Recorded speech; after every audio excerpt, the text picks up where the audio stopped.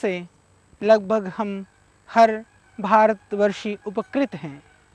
हर घर में शीशम की लकड़ी का बना हुआ शायद कोई भी सामान न हो, ऐसा आपको मुश्किल से ही मिलेगा। ये जो भव्य वृक्ष है, इसकी जो गुणवत्ता है, यह सिर्फ हमारे फर्नीचर के लिए नहीं, हम आयुर्वेद की दृष्टि से औषधि के रूप में भी इसका प्रयोग कर सकते हैं। इसको हम डालवर्जिया शिशु, इसका बॉटनिकल नाम है। इसको पंजाब के क्षेत्र में टाली भी बोलते हैं। ये फर्नीचर के रूप में सभी लोग इस वृक्ष से परिचित हैं। आज हम इस वृक्ष को फर्नीचर के रूप में नहीं, अपितु एक औषधीय वृक्ष के रूप में आपसे परिचय कराने जा रहे हैं। आप मेरे पीछे यह विशाल वृक्ष देख पा रहे हैं। यह इसका एक मध्यम साइज का यह वृक्ष है। इसकी जो ऊंचाई है लगभग 100 फीट तक जाती है और यह बहुत विशाल वृक्ष होता है। ये इसकी इस तरह की, इसके अंदर ये फलियां जैसी आती हैं और यह इसके पत्र हैं और औषधि के रूप में ज़्यादातर हम इनके बहुत कई सारे भागों को प्रयोग करते हैं। और उसके साथ साथ में यह जहाँ पर भी यह वृक्ष होता है, इसकी जो छाया होती है बहुत शीतल होती है, गर्मी को शांत करने वाली होती है और इसके छाया के नीचे बैठने मात्र से उसके जो परमाणु हैं वो ऐसे परमाणु हैं कि जो गर्मी के जो रोग हैं, जो इस तरह की उष्णता की जो बीमारियां हैं, वह दूर हो जाती हैं। इसके बहुत सारे प्रयोग आयुर्वेद में बताए गए हैं। उन प्रयोगों में से हमने ये देखा कि बहुत सारे ऐसे रोगी जो और किसी भी औषधि से ठीक नहीं हो पा रहे थे, हमने मात्र शीशम के पत्तों के सेवन से उनको ठीक किया। हालांकि सभी जगह पर ये लगभग पाया जाता है। ये घर में गमलों में तो आप इसको नहीं लगा पाएंगे, क्योंकि अभी तक जितने भी पौधे हम घर पे लगा सकते थे उनके लिए आपसे यही निवेदन किया कि हम घरों में लगाएं। पर शीशम के लिए इतना ज़रूर मैं कहूँगा, जिस किसी के खेत खलिहान में या जंगल में आपको शीशम का वृक्ष दिखाई दे तो उसको बढ़ाने का हम प्रयत्न करें। शीशम के पेड़ों को हम बढ़ाने में सहयोगी बने। यह शीशम का वृक्ष औषधि में भी यह एक दिव्य वृक्ष है। इसकी जो पत्तियां जो आप ये देख पा रहे हैं, ये जो पत्तियां हैं वो बहुत शीतल हैं। शीतलता के साथ में यह बहुत पौष्टिक हैं। तो जितने भी गर्मी संबंधी बीमारियां हैं या जो कमजोरी संबंधी परेशानियां हैं, उनको हम इस शीशम के प्रयोग से ठीक कर सकते हैं। यदि किसी के आँखों में लालिमा है, वह बहुत दिन से आँखें दुखती हैं, हमेशा दर्द रहता है, ऐसी स्थिति में साफ बिना सड़े गले ताज़े शीशम के पत्तों को लेकर के आप उन पत्तियों को बहुत अच्छी तरह से आप पीसें। साफ़ जगह पर होनी चाहिए, या तो आप उसको मिक्सी में पीस सकते हैं या आप सिलबट्टे पर पीस सकते हैं। पीस करके उसकी टिक्कियाँ बना लें। एक इतनी सी बड़ी टिक्की बना लें आँख के साइज़ के, और बना करके आप उस टिक्की को आँख पर रख करके पट्टी बांध लें। आप देखेंगे इससे जो आँख की जलन है, आँख की लालिमा है, वह तुरंत प्रभाव से उसमें आपको इससे लाभ मिलेगा।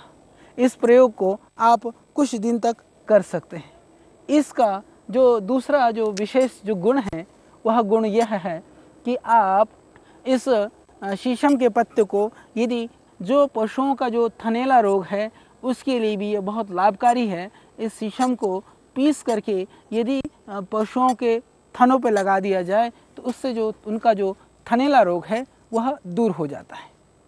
तो उसके लिए ज़रूरी है कि इसको आप थोड़ी ज़्यादा मात्रा में इन पत्तों को पीसें, अच्छी तरह से पीस करके फिर उसके थन पर धीरे धीरे पशु के थन पर लगा करके छोड़ दें। ये लगभग 8-10 घंटा प्रतिदिन इसी तरह से आप कुछ समय तक लगाएं। यदि आप ऐसा करते हैं तो आप देखेंगे ये थनैला का जो रोग है, हमारे किसान भाई जानते हैं, एक बहुत बड़ी समस्या है। वो पशु का पूरा थन खराब हो जाता है उससे, और उस थन में से दूध भी नहीं आने लगता, और दूध ना आने की वजह से दूध की मात्रा भी कम हो जाती है। तो उसके लिए यह एक दिव्य औषधि है, क्योंकि जहाँ कहीं हमारे देश में खेत है, लगभग उन खेतों में, उन खलिहानों में शीशम का वृक्ष एक सदाबहार, एक छाया को देते हुए और किसानों का उपकार करता हुआ सब जगह विद्यमान है। यह एक औषधीय पेड़ है जो थनैला रोग है उस थन की बीमारी को दूर करने के लिए शीशम के पत्तों को पीस करके लगाना बहुत लाभप्रद है।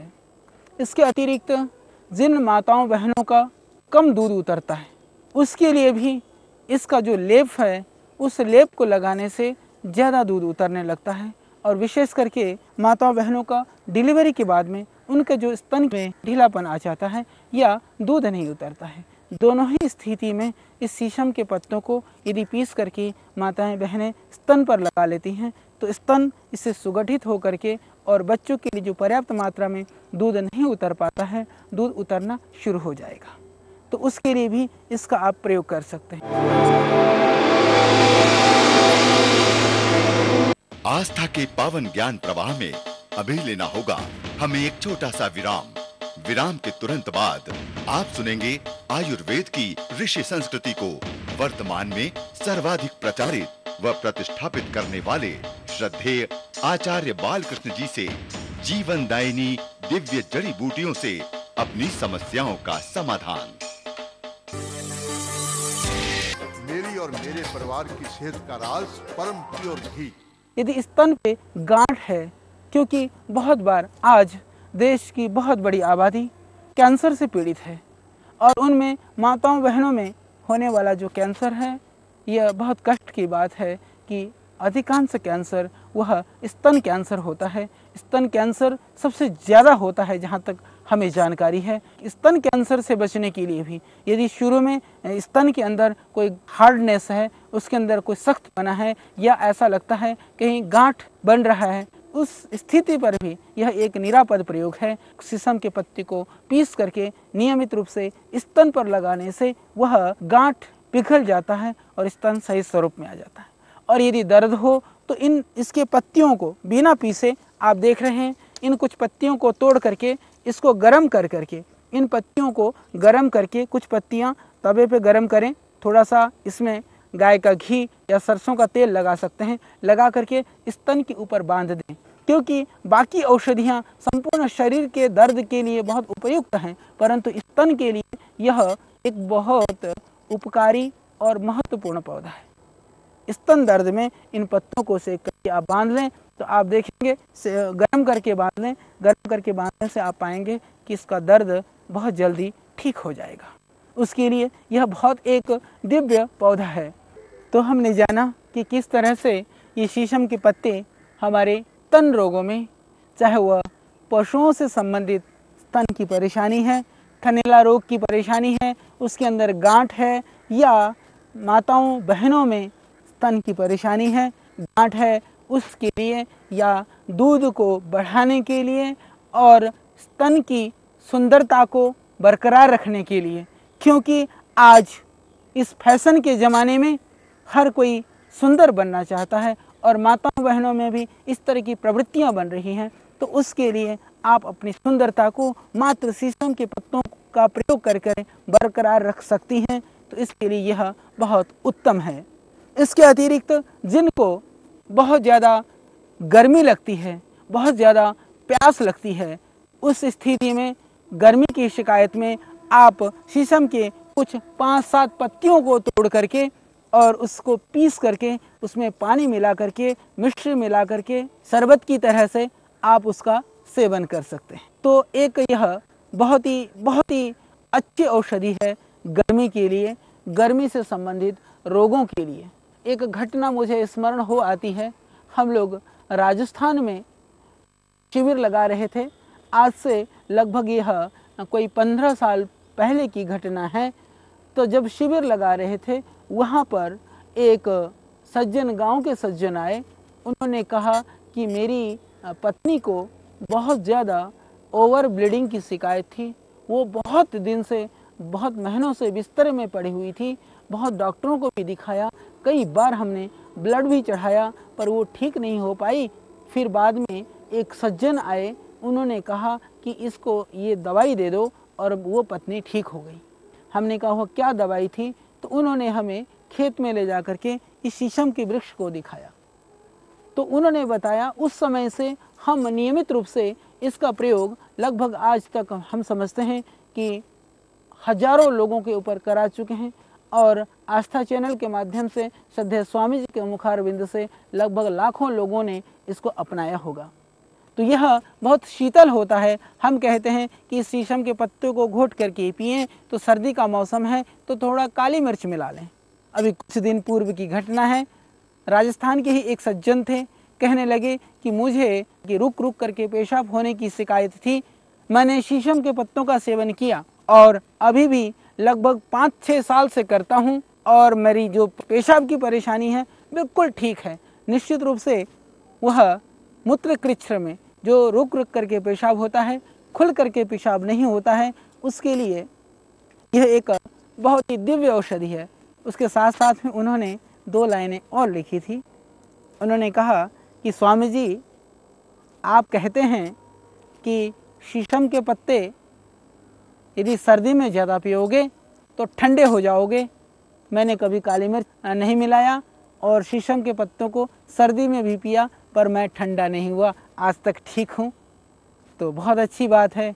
यदि आपकी प्रकृति बहुत ज़्यादा गर्म वाली है, पित्त वाली है, तो हो सकता है कि इसकी सर्दी से आपको कोई परेशानी ना हो, पर यदि कोई कफ प्रकृति वाला ले लेगा तो मैं समझता हूँ कि सर्दी में शीशम के पत्तों के सेवन के लिए ज़रूर काली मिर्च मिला करके लेनी चाहिए, और इससे ज़्यादा सर्दी लगती है तो मात्रा थोड़ी कम कर देनी चाहिए। इतनी ही सावधानी की आवश्यकता है। इसके अतिरिक्त इस शीशम के पत्ते के अंदर जो एक दिव्य गुण है वह है विष को समाप्त करने वाला गुण। तो शीशम के पत्तों को उबाल करके यदि उस पानी से किसी तरह से विषैली किसी जानवर ने काटा है तो उसमें थोड़े से नीम के पत्ते उबाल करके यदि हम उसको उस स्थान पर सिकाई करते हैं, झड़ाई करते हैं, थोड़ा नमक डाल लें, थोड़े नीम के पत्ते डाल लें और शीशम के पत्ते। नीम के विषय में हम अभी स्वतंत्र रूप से और चर्चा करेंगे।